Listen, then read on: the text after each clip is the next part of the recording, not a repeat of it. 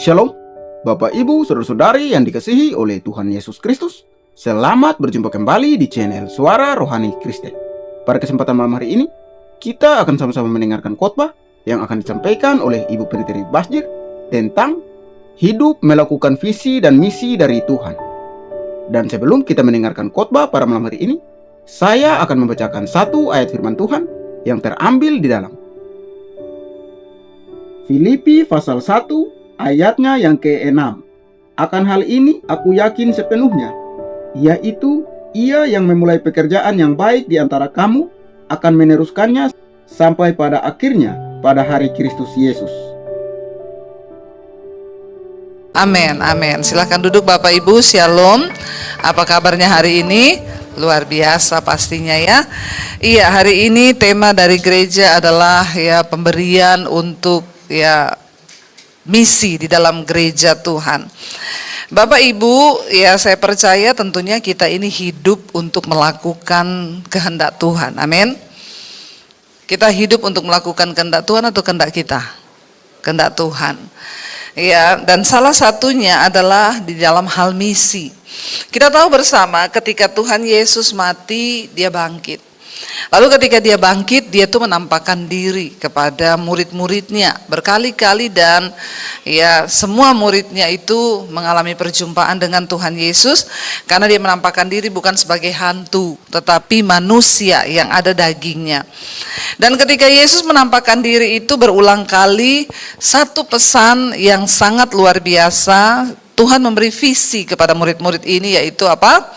Pergilah ke segala bangsa, ajarlah mereka menjadi muridku dan baptislah mereka di dalam nama ya Allah Bapa dan Roh Kudus, di dalam nama Tuhan Yesus. Jadi visi yang Tuhan berikan itu kepada mereka, pergi ke segala bangsa. Ya, Tuhan bilang pergi ke segala bangsa dan ya baptislah mereka di dalam ya nama Bapa, Putra, dan Roh Kudus.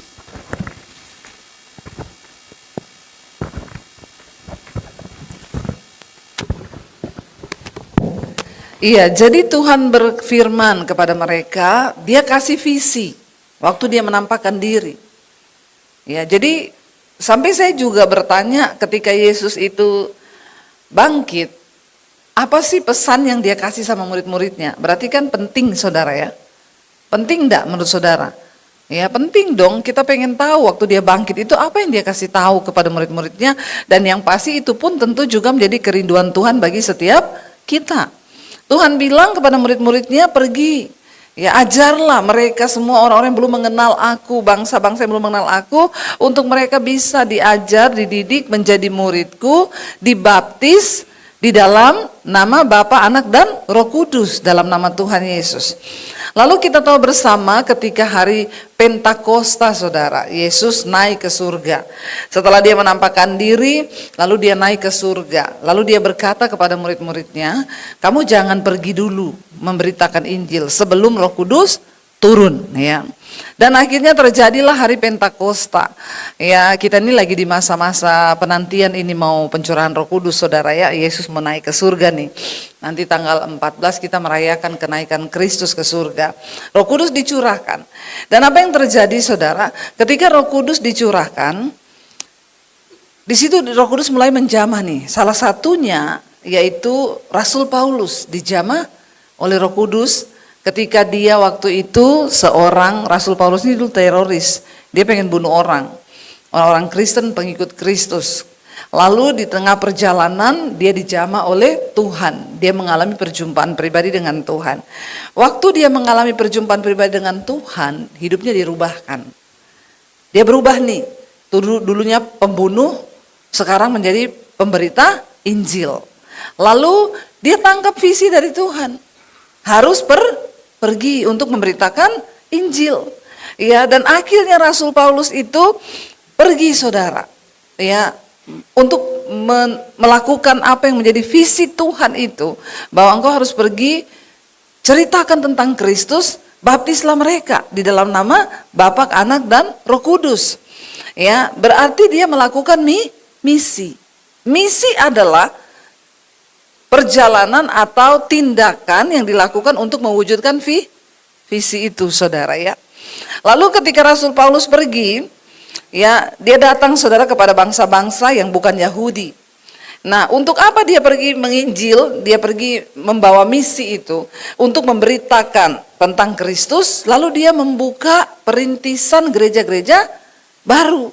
Ya, Rasul Paulus keliling ya di jemaat pada waktu itu, saudara, mereka ya menempuh bahkan perjalanan ribuan kilometer. Zaman dulu belum ada pesawat. Zaman dulu belum ada mobil, belum ada bus, belum ada kereta. Mereka pergi dengan berjalan kaki, naik kuda atau naik keledai, saudara. Mereka pergi lalu dia berlayar, saudara. Ya, ada perahu, ada mungkin kapal-kapal kayu. Mereka berlayar dari satu pulau ke pulau yang lain. Nah, di dalam pelayanannya Rasul Paulus untuk melakukan misi itu tentu dia membutuhkan biaya. Kita sebagai orang Kristen, kita ini dipanggil bukan hanya hidup cari uang untuk mencukupkan diri, tetapi firman Tuhan berkata, carilah dahulu kerajaan Allah dan kebenarannya, maka semua akan ditambahkan. Di dalam pelayanan Rasul Paulus ada orang-orang ya yang pertama dijamah Tuhan, lalu mereka punya cinta Tuhan, mereka menabur untuk misi ini. Misi itu nggak bisa berjalan kalau ya memang ya nggak ada dananya, saudara, karena itu sebuah perjalanan pergi. Kita bersyukur di gereja ini ya, saya dengar kemarin Pak Konrad itu juga mengumumin tiap bulan itu ada bantuan misi ya untuk pembangunan gereja. Dulu mobil untuk pelayanan, sekarang pembangunan gereja-gereja di daerah-daerah. Nah, kita mau belajar untuk apa kita hidup. Kita hidup yang pertama kita mengenal Tuhan. Yang kedua kita harus melakukan visi Tuhan, yaitu memberitakan Injil. Yang ketiga kita harus menopang misi, saudara, lewat ya uang yang kita punya, lewat berkat yang kita punya. Dan di sini dikatakan kalau kita baca, saudara, ya kita lihat, tapi saya pengen kita tahu dulu. Panggilan utama Rasul Paulus itu ialah dipanggil secara pribadi, secara khusus oleh Tuhan untuk menjadi rasul dan penginjil. Saya ini dipanggil Tuhan khusus. Karena tidak semua orang Kristen dipanggil secara khusus untuk menjadi penginjil. Ya, kalau saya ini dipanggil Tuhan khusus, diambil dari kota Poso sana, tadinya bukan Kristen, dijamah Tuhan mirip Rasul Paulus. Saya terima Yesus, mengalami tantangan, tapi pengurapan khusus sebagai penginjil itu Tuhan beri kepada saya. Saya harus pergi untuk memberitakan Injil. Itu juga yang dialami Rasul Paulus. Dia mendapat panggilan khusus secara pribadi oleh Tuhan menjadi rasul dan pemberitaan Injil. Lalu dia memulai pengajarannya di rumah-rumah ibadat di Yahudi, saudara. Lalu pelayanan misinya Rasul Paulus pertama kali bersama dengan Barnabas ya. Mereka berjalan dan dia pertama kali misinya itu berfokus pada wilayah Siprus, Asia Kecil, Antioquia, ya, Listra, Derbe. Saudara, kalau pergi ke Turki, 7 jemaat mula-mula itu kita mengunjungi tempat-tempat pelayanan misi Rasul Paulus ya. Kita lihat itu pelayanan misinya Rasul Paulus di Turki, saudara. Kalau saudara pernah pergi ya, itu kita berkunjung ke Philadelphia, ke kota-kota yang ada di pelayanannya Rasul Paulus. Dan di misi yang kedua, Rasul Paulus bersama Silas dan Timotius meluas pelayanan misinya itu ke Eropa, termasuk Filipi, Tesalonika, Berea, Athena dan juga Korintus ya. Lalu di misi yang ketiga, Rasul Paulus mulai memperkuat gereja-gereja. Ya, selain membangun, dia juga pergi untuk melihat gereja-gereja yang sudah ada dan menopang pelayanan seperti di Efesus dan lain sebagainya. Ya, dan strategi misi Rasul Paulus pada waktu itu dia berfokus pada kota-kota besar, daerah-daerah perdagangan dengan budaya yang tinggi. Semua orang tidak terpanggil dengan panggilan yang sama untuk misi. Yang bisa pergi ke daerah kota-kota besar, negara-negara besar tentunya orang yang pinter. Rasul Paulus adalah seorang guru Yahudi. Karena itu dia punya IQ yang tinggi. Dia bisa masuk ke kota-kota besar. Jadi saudara itu jangan membandingkan gini, oh lebih rohani di desa daripada pendeta di kota. Pendeta di desa kalau didatangkan ke kota belum tentu mereka bisa masuk dengan strategi penginjilan yang ya misi yang sama. Ya, sebaliknya pendeta dari kota juga kadang kalau disuruh ke desa ya nggak cocok juga. Rasul Paulus dipanggil Tuhan untuk sebuah misi ke kota-kota besar yang ada di Eropa karena dia pintar. ya, dia punya pengetahuan, wawasan itu luas saudara. Nah sekarang saudara ini coba, saya pengen ketika saya mengajar ini, saudara nangkep, saya ini kira-kira terpanggil untuk misi di mana, ya, dengan kapasitas saya tentunya. Ya saudara mulai mikir nih, yang pasti kita semua harus bergerak dalam misi, menopang pelayanan misi. Lalu Rasul Paulus dia memastikan bahwa Injil itu bisa masuk bahkan sampai ke kaisaran. Ya, Rasul Paulus punya misi biar orang-orang di pemerintahan bisa mendengar Kristus. Mereka bisa mendengar Injil, kabar baik.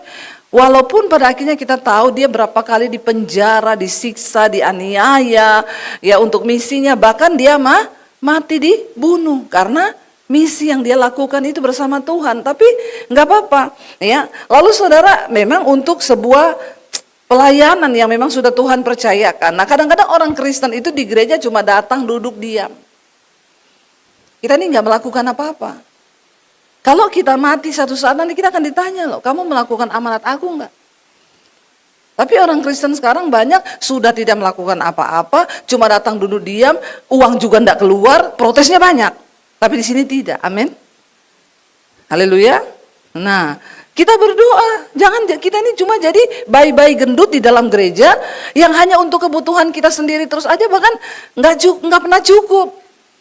Ini waktunya di akhir zaman kita mulai memikirkan kehendak Tuhan. Kita dipanggil bukan cuma untuk duduk. Saya ini bukan orang yang terlahir Kristen. Tapi melihat orang Kristen kadang-kadang saya geleng-geleng kepala. Cuma suka duduk di gereja di tempat yang nyaman, ada AC, duduk ya, nggak melakukan apa-apa. Ya, bahkan kolekte juga hitung-hitungan, apalagi bicara tentang misi. Waduh, jauh. Terus apa yang bisa kita persembahkan untuk Tuhan? Tenaga tidak, pemikiran tidak, uang juga kagak. Itu pun masih protes kadang. Mari kita bertobat saudara, saya serius ngomong. Saya berani bicara karena saya juga adalah orang yang ikut terlibat menabur dalam pelayanan misi. Kita tunggu cukup kita nggak pernah cukup. Tapi ketika kita mau memberi untuk kerajaan Allah, Tuhan akan perhitungkan itu. Ya, saya berkali-kali bersaksi ketika saya terima misi Tuhan, bangun sekolah misi. Awal pandemi, ya kita mulai diberkati dari YouTube. Setiap bulan terima gaji dari YouTube. Ya tiba-tiba 2 tahun setelah pandemi ada uang 2 miliar. Tuhan bilang taruh itu bangun sekolah misi. Sekolah kan anak-anak dari desa gratis. Uang sebanyak itu saya bisa pakai buat apa-apa dulu kan. Tapi demi sebuah misi yang Tuhan taruh saya belajar taat. Kenapa saya berani khotbah soal uang? Karena saya melakukan itu saudara. Saya bukan pendeta yang tidak melakukan itu. Saya melakukan apa yang firman Tuhan ajarkan. Karena itu hari ini hidup saya diberkati Tuhan. Tapi kalau kita masa bodoh, ya udah masa bodoh aja. Ya, kita nggak pernah mendapatkan apa yang Tuhan mau. Kita nggak melakukan apa yang menjadi kehendak Tuhan. Bahkan ketika kita mati, apa yang harus kita pertanggungjawabkan di hadapan Tuhan? Misi itu memerlukan tenaga, waktu, otak, bahkan uang. Ya. Nah, kalau saya bicara dari segi tenaga, ya saya ini bangun sekolah misi itu rugi enggak? Ya rugi sebenarnya. Enggak bicara untung saudara. Ya kalaupun ada anak yang bisa bayar 1-2, 6 bulan tuh 6 juta. Tapi kan ya minim sekali. Mereka di asrama tidur, makan, ya semua apa-apa naik. Tapi itulah misi. Dan saya percaya kalau misi itu dari Tuhan, dan saya punya hati yang rela untuk berkorban, maka Tuhan pasti akan mencukupkan. Nah kita semua ini terpanggil, ya terpanggil untuk ayo kita semua mendukung pelayanan misi. Gereja di tempat ini pun membangun gereja-gereja yang ada di pedalaman, di desa-desa. Ya karena kita sudah cukup nyaman dan mapan, ya kita bergerak. Kita lihat saudara, Filipi pasal 4 ayat yang ke-10. Kita belajar dari pelayanan misi Rasul Paulus. Kita mulai lihat saja ya Filipi 4 mulai ayat yang ke-10. Judul perikopnya di sana adalah terima kasih atas pemberian jemaat. Ini Rasul Paulus nih yang berkata. Aku sangat bersukacita dalam Tuhan bahwa apa? Akhirnya pikiranmu dan perasaanmu bertumbuh kembali untuk aku. Memang selalu ada perhatianmu tetapi tidak ada kesempatan bagimu. Ada orang-orang yang memang dia punya perhatian, bisa nabur tapi kesempatan dia nggak punya. Ya jadi dia menopang lewat harta yang dia punya, saudara. Kukatakan ini bukanlah karena kekurangan, sebab aku telah belajar mencukupkan diri dalam segala hal, kata Rasul Paulus, ya. Mencukupkan diri dalam segala keadaan. Aku tahu apa itu kekurangan, aku tahu apa itu kelimpahan.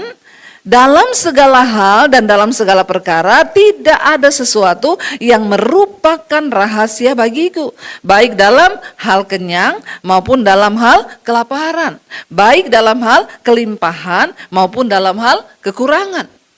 Rasul Paulus seorang rasul, dia pernah mengalami semua.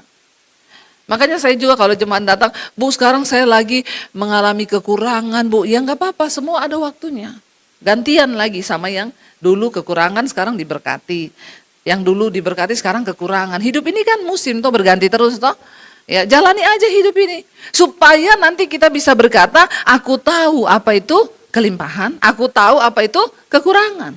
Aku pernah tahu apa itu kaya, aku juga pernah tahu apa itu miskin. Enggak apa-apa, dijalani aja, saudara. Ya, dan dia berkata begini. Ya, dan dalam segala hal dan dalam segala perkara tidak ada sesuatu yang merupakan rahasia bagiku. Artinya yang dia tidak tahu, semua dia tahu, semua dia pernah rasa. Baik dalam hal kenyang maupun dalam hal kelaparan, baik dalam hal kelimpahan maupun dalam hal kekurangan. Ayat 13, segala perkara dapat kutanggung di dalam Dia yang memberi kekuatan padaku. Rasul Paulus yakin dalam pelayanannya mengemban misi, dia sangat percaya bahwa Tuhan dapat memberi kekuatan untuk dia menanggung segala perkara, saudara. Ayat 14, namun baik juga perbuatanmu. Rasul Paulus memuji nih jemaat ini. Ya, baik juga perbuatanmu bahwa kamu telah mengambil bagian dalam kesusahanku. Mereka menopang Rasul Paulus dalam pelayanannya. Ayat 15 baca, kamu sendiri tahu bahwa apa? Hai orang-orang Filipi, pada waktu aku baru mulai mengabarkan Injil, ketika aku berangkat dari Makedonia, tidak ada satu jemaat pun yang mengadakan perhitungan hutang dan piutang dengan aku selain daripada kamu. Ketika dia keliling, saudara, ke banyak jemaat, nggak ada yang hitung hutang piutang. Artinya apa? Biaya yang kamu habiskan berapa ya? Ya, nanti kita ganti. Karena kamu datang ke sini, ini tuh pelayanan, itu namanya perhitungan.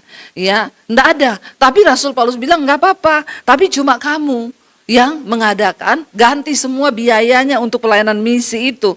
Karena di Tesalonika, aku pun telah 1-2 kali, karena di Tesalonika pun kamu telah 1-2 kali mengirimkan bantuan kepadaku. Ya, jadi jemaat ini, saudara, terus membantu Rasul Paulus di dalam pelayanan misinya. Ya, dan Rasul Paulus itu mengucap syukur karena mereka itu terus mendukung walaupun dia sedang ada di mana. Ya, dia di Tesalonika, yang bantu bukan jemaat di Tesalonika, ya, tetapi jemaat dari yang lain. Tetapi yang kuutamakan, perhatikan saudara, baca ayat 17. Tetapi yang kuutamakan bukanlah soal pemberian itu, melainkan apa? Buahnya yang makin memperbesar keuntunganmu. Orang menabur untuk pelayanan misi tidak akan semakin berkekurangan. Ya, itu akan menghasilkan jiwa-jiwa dan juga dia sendiri akan diberkati Tuhan. Kalau uang kita pakai beli tas terus, saudara, ya, itu enggak berbuah namanya. Ya, itu membawa pada kebinasaan, mengikuti hawa nafsu terus. Ada orang loh berani untuk beli tas ratusan juta, puluhan juta, tapi menabur untuk misi. Ya, maaf saudara ya, saya harus katakan ini. Saya berani berkata karena saya pun melakukan itu. Ya, uang 2 miliar untuk pembangunan sekolah misi enggak gampang.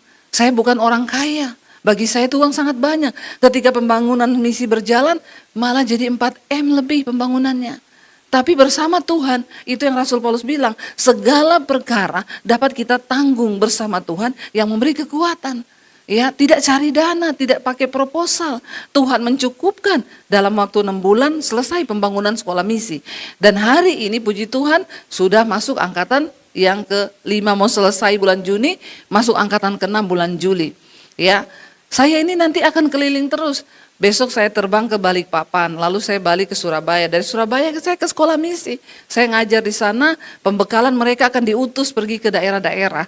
Ya, kalau dibilang capek, tapi untuk itulah Tuhan panggil kita. Hidup melakukan visi dan misi Tuhan. Ya, jangan jadi jemaat yang tidak melakukan apa-apa. Karena waktu Tuhan datang, waktu kita mati, Tuhan akan minta pertanggungan jawab. Rasul Paulus bilang gini, yang aku utamakan bukan hanya soal pemberian uangmu, tetapi dari buahnya. Ya, ada buah dari pemberianmu itu, melainkan buahnya yang makin memperbesar keuntunganmu.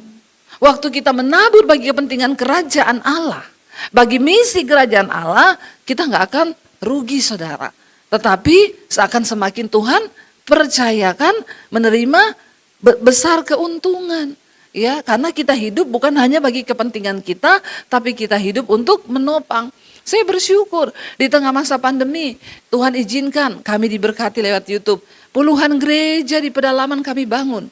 Kenapa saya nggak mau beli tas 50 juta, 45 juta, 25 juta. Saudara tahu 25 juta jadi satu pastori di desa. Beberapa pastori sudah kita bangun, 25 juta. Bayangkan tuh jadi tas kalau di Jakarta. Ya, beli LV itu berapa? Ya, kalau dikasih sih saya terima, tapi suruh beli kagak. Ya, kenapa saudara? Saya menyadari benar itu uang segitu untuk pembangunan misi di pedalaman sangat berarti. Mereka yang, Bu Debi terima kasih banget ya Bu, sekarang saya bisa punya pastori yang layak. Ya dulu kami di pastori makan sama ayam. Bayangkan saudara, kalau kita ini tidak menjadi bagian dari pelayanan misi, ya maka engkau bekerja untuk pundi-pundi yang berlubang. Ya, kita cuma sibuk dengan kepentingan kita. Ayat 18 Rasul Paulus bilang, kini aku telah apa? Menerima semua yang perlu daripadamu. Malahan lebih daripada itu, aku berkelimpahan. Karena aku telah menerima kirimanmu dari Epafroditus, suatu persembahan yang harum, suatu korban yang disukai dan yang berkenan kepada Allah. Ya. Itu saudara, tapi orang Kristen sekarang udah ndak pernah nabur, ya menghakiminya itu pendeta enak ya. Saya tuh sering melihat orang-orang komen di status saya, jadi pendeta enak ya, jual-jual ayat. Saya bilang kau beli berapa? Ya sudah beli kau ayat saya yang saya jual. Kadang-kadang orang itu, tapi orang-orang model begitu tuh yang nggak pernah nabur, percayalah saudara. Justru yang pelit-pelit tuh yang begitu. Hanya bisa menghakimi. Rasul Paulus berkata, aku menerima persembahan. Ya, dan setelah itu akan menjadi buah untuk membantu pelayanan di desa-desa, di pedalaman, dia bangun gereja, dia lihat apa yang perlu. Ya harus ada orang-orang seperti itu saudara, supaya misi Tuhan bisa terjadi. Ya, saya tuh kadang-kadang kita perlu belajar dari orang seberang. Ya, saya keliling ke daerah-daerah. Mereka itu saudara, kenapa perkembangannya cepat? Karena pengusaha, orang-orang yang diberkati mereka, selalu ada dana untuk pembangunan misi mereka. Makanya ya saya selalu bilang sama suami, sayang ya orang-orang Kristen, kita nggak bisa bersatu dalam hal kerajaan Allah. Ya kita terpecah-pecah dengan kepentingan diri kita sendiri. Ya coba kita bergandeng tangan ya untuk membantu. Teman-teman kita, jemaat-jemaat banyak di kantong-kantong Kristen, sekarang udah meninggalkan imannya. Kenapa? Karena mereka dapat sumbangan sumur dari yang lain. Dan mereka dibilang kalau kamu mau sumur, kami bikinin, tapi tinggalkan imanmu. Ya, dan ikut kami. Kenapa itu bisa terjadi? Karena banyak orang Kristen tutup mata untuk pelayanan misi. Kita nggak pernah mau melihat. Kami ini turun saudara, saya pernah berkunjung ke Papua, ke NTT, ada banyak kantong-kantong Kristen yang sekarang udah bukan kantong Kristen. Ya, kenapa? Banyak yang meninggalkan imannya cuma karena butuh sumur, cuma karena butuh anaknya sekolah. Ya, tapi dia nggak bisa sekolah karena nggak punya biaya. Lalu ditawarin dari yang seberang, mau nggak saya sekolahin anakmu? Mau, ya tinggalkan iman, ikut nanti kita, ya. Ya karena memang begitu, mereka punya beban untuk melakukan misi. Tetapi kita orang Kristen seringkali, yaitu dia tadi, Ya, sayang bagi saya ini, dan kita pikir misi itu sesuatu yang cuma misi. Ingat loh, itu amanat agung Tuhan Yesus. Ya, bahwa kita semua harus bergerak dalam misi. Memang ini tidak pernah dikhotbahkan. Karena gereja seringkali hanya selalu sibuk khotbah tentang masalah, supaya jemaatnya itu aman, supaya jemaatnya itu hidupnya diberkati. Tapi kita lupa setelah kita diberkati. Ya, waktu Yesus bangkit, yang dia beritahu terus kepada murid-muridnya, pergi beritakan Injil, pergi lakukan misi, bawa visi itu yang terus Tuhan ingatin. Nah, termasuk saya bangun sekolah misi, saya dapat dari Tuhan. Ya, saya waktu itu berdoa, Tuhan saya mau buka gereja, nggak usah buka gereja, waktunya sudah dekat, persiapkan para penuai. Itu yang saya dengar dari Tuhan. Kenapa? Karena di akhir zaman tuaian banyak, tapi penuainya sedikit. Ya, bersyukur saudara, lewat YouTube pun sekarang Tuhan bukakan media misi untuk penginjilan. Ya, saya banyak ke daerah-daerah mendengar, bahkan orang-orang yang sudah lama meninggalkan Yesus sekarang kembali. Bu, saya dengar khotbah Ibu di YouTube, sekarang saya kembali untuk percaya kepada Tuhan Yesus. Ini misi, dan kita semua orang Kristen terpanggil di dalamnya. Lalu Rasul Paulus bilang begini saudara, ayat 19. Baca bersama, Allahku akan memenuhi segala keperluanmu menurut kekayaan dan kemuliaannya dalam. Kita seringkali kutip ayat ini. Dan kita pikir ini ayat berlaku untuk semua orang. Ternyata ini konteksnya dalam taburan misi. Kalau engkau memberi di ladang Tuhan, kalau engkau menabur untuk misi kerajaan Allah, maka Allahmu akan memenuhi segala keperluanmu menurut kekayaan dan kemuliaannya. Tapi banyak orang Kristen suka kutip ini. Dia nggak lihat konteksnya, ayat ini ditulis dalam konteks apa. Ayat ini ditulis ternyata dalam konteks jemaat yang menabur bagi pelayanan misi. Ya, karena kalau mau keluar duit itu kan pasti ya. Orang tuh mau keluar duit pasti saudara berpikir, waduh saya keluar duit nih balik atau tidak, nanti saya nggak cukup, buat saya aja nggak cukup. Bahkan untuk mengembalikan perpuluhan. Banyak orang masih main judi dan hitung untung rugi sama Tuhan.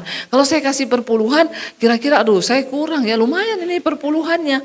Saudara, ya carilah dahulu kerajaan Allah dan kebenarannya, semua akan ditambahkan. Saya bisa bicara kepada saudara karena saya juga mempraktekkan itu. Dan saya melihat, saya tidak pernah berkekurangan. Bagaimana mungkin tanpa upaya apapun Tuhan bisa bukakan pelayanan saya dari YouTube? Itu siapa yang buka? Orang punya banyak peralatan hebat, tapi nggak bisa saudara. Ya. Tapi kalau saya melihat kenapa Tuhan bukakan, dari awal saya masih miskin dulu bersama suami, kami belajar untuk mempergunakan uang itu bagi kepentingan kerajaan Allah. Kami nomor satukan saudara. Dan sampai detik ini kami melihat ayat ini terjadi. Allahku akan memenuhi segala keperluanmu menurut kekayaan dan kemuliaannya dalam Kristus Yesus. Bagaimana cara pandangmu terhadap uang itu akan sangat menentukan bagaimana Tuhan mempercayakan berkatnya kepada kita. Sebab firman Tuhan berkata, ada orang yang menyebar harta bagi kepentingan kerajaan Allah, tetapi semakin bertambah kaya. Sebaliknya ada orang yang pelit, kikir dan menahan dengan luar biasa, tetapi semakin berkekurangan. Pergunakan uangmu untuk sesuatu yang tepat. Ladang misi sudah menguning. Dan kita percaya ketika misi sudah menguning saudara. Saya bersyukur kayak kemarin kita ke Manado. Saya baru pulang ya KKR di lapangan saudara. Saya bilang sama ketua panitianya, tidak ada kepentingan. Mereka bukan atas nama gereja. Mereka kumpulkan semua satu kesatuan gereja-gereja. Semua pendeta-pendeta. Ya saya tanya Pak, apa misi Bapak bikin ini? Yang pertama, agar semua orang mendengar tentang Kristus. Yang kedua Bu, supaya ada kesatuan tubuh Kristus. Kita harus bergandeng tangan. Nah, saya melihat itu ribuan orang penuhi lapangan saudara. Bagaimana lawatan Tuhan terjadi di akhir zaman. Mari kita semua tangkap sesuatu yang dari Tuhan. Ya, dan Tuhan berjanji, mau dunia ini berubah seperti apa? Dunia berubah, harga berubah, tapi ingat firman Tuhan tidak pernah berubah. Kalau kita mau sungguh-sungguh hidup melakukan apa yang Tuhan firmankan. Ya, maka saya percaya saudara, kita akan melihat janji firman Tuhan. Sekalipun harga naik, apapun naik, orang yang berjalan bersama Tuhan, berkatnya akan tetap Tuhan cukupi. Dikatakan Allahku itu akan memenuhi segala keperluanmu menurut kekayaan dan kemuliaannya di dalam Kristus Yesus. Jadi tolong digarisbawahi ayat ini di dalam konteks waktu kita menabur untuk pelayanan misi. Bukan ketika kita mempergunakan kekayaan kita untuk kepentingan kita sendiri. Saya berdoa kita menjadi jemaat yang dewasa ya, dan kita semua mau bertumbuh dalam Kristus supaya kita diberkati Tuhan. Saya undang imam musik maju ke depan. Kita nyanyi pujian ini yuk. Allahku kan memenuhi, supaya kita tahu saudara. Jangan kita kutip satu ayat tok, tapi kita nggak baca konteksnya itu apa. Ya, bagi jemaat saat ini waktu Rasul Paulus itu melakukan misi, itu sedang terjadi pergolakan perang saudara. Ya, dan sulit bagi mereka untuk menabur. Tetapi ketika mereka rela, maka Tuhan bilang, ya Tuhan yang mencukupi, Tuhan yang memberkati, Tuhan yang melimpahi. Kita bangkit berdiri bersama saudara. Bapak, Ibu, saudara-saudari yang dikasihi oleh Tuhan Yesus Kristus, kita telah bersama-sama mendengarkan khotbah yang telah disampaikan oleh Ibu Pendeta Basjir tentang hidup melakukan visi dan misi dari Tuhan. Kiranya lewat khotbah yang telah kita dengar pada malam hari ini memberkati setiap kita orang percaya. Dan di akhir video ini kita akan sama-sama menyaksikan suatu renungan firman Tuhan yang akan disampaikan oleh Ibu Cornelia. Selamat menyaksikan. Tuhan Yesus memberkati. Selamat malam Bapak Mama yang diberkati oleh Tuhan. Mari pada malam hari ini kita mau merenungkan firman Tuhan lewat Pemazmur 127 ayat yang pertama hingga ayat yang kelima. Judul bacaan dia katakan berkat Tuhan pangkal selamat. Nyanyian Siara Salomo. Ayat pertama, jikalau bukan Tuhan yang membangun rumah, sia-sialah usaha orang yang membangun. Jikalau bukan Tuhan yang mengawal kota, sia-sialah pengawal berjaga-jaga. Bersama saudara sekalian yang diberkati oleh Tuhan, berkat Tuhan pangkal selamat.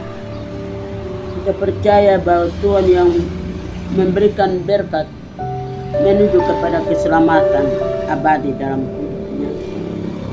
Sehingga firman dia katakan, jikalau bukan Tuhan yang membangun rumah, sia-sia usaha yang membangunnya. Jikalau bukan Tuhan yang mengawal kota, sia-sialah pengawal berjaga-jaga. Bapak Mama saudara sekalian yang diberkati oleh Tuhan, di dalam ayat yang kedua, sia-sialah kamu bangun pagi-pagi dan duduk sampai jauh malam dan makan roti yang diperoleh dengan susah payah, sebab ia memberikan kepada yang dicintainya pada waktu tidur. Bapak Mama saudara sekalian, anak-anak yang diberkati oleh Tuhan, di mana dia katakan sia-sia kalau kita bangun pagi-pagi dan duduk jauh malam, maka semuanya menjadi sia-sia. Semua yang kita lakukan, kalau kita melakukan melibatkan Tuhan dalam segala pergumulan kita, maka semuanya itu akan berhasil. Bapak Mama saudara sekalian yang diberkati oleh Tuhan, terkadang kita duduk dan merencanakan segala sesuatu yang bukan dari Tuhan, maka semuanya itu menjadi sia-sia.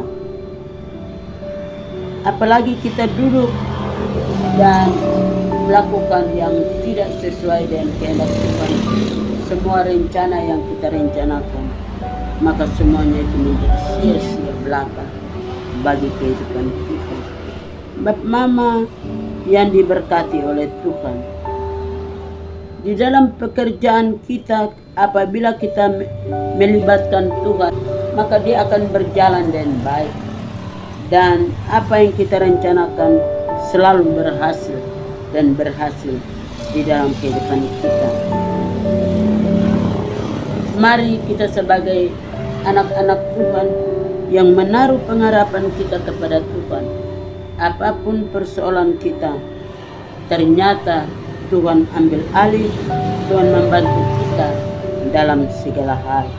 Sehingga dalam ayat yang ketiga dari Mazmur 107, sesungguhnya anak lelaki adalah milik pusaka daripada Tuhan, dan buah kandungan adalah suatu upah.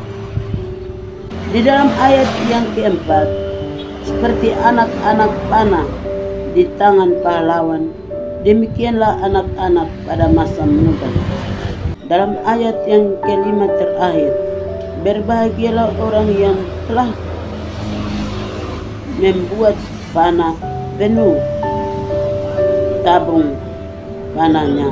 Dengan semuanya itu, ia tidak akan mendapat malu apabila berbicara dengan musuh-musuh di pintu gerbang. Biarlah dengan firman kita pulang dan kita merenungkan firman ini lebih dalam, dan kita mau artikan itu dalam kehidupan kita selagi kita dipercayakan di muka bumi. Mulai dari malam ini sampai Maranatha, di dalam nama Bapa, Anak, dan Roh Kudus. Amin.